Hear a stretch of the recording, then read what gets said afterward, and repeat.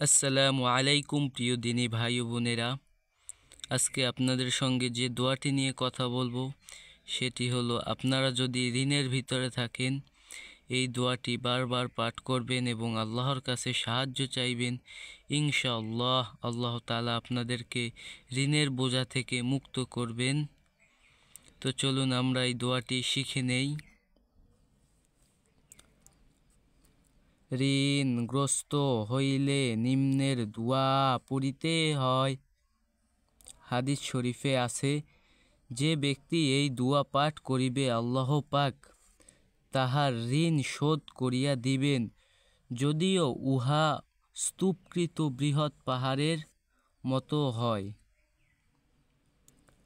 আল্লাহুম্মা কফিনি বিহালালিকা আন হারামিকা ওয়াগনিনি বিফাদলিকা আম্মান সিওয়াকা।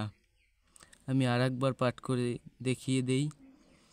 আল্লাহুম্মা কফিনি বিহালালিকা আন হারামিকা ওয়াগনিনি বিফাদলিকা আম্মান সিওয়াকা।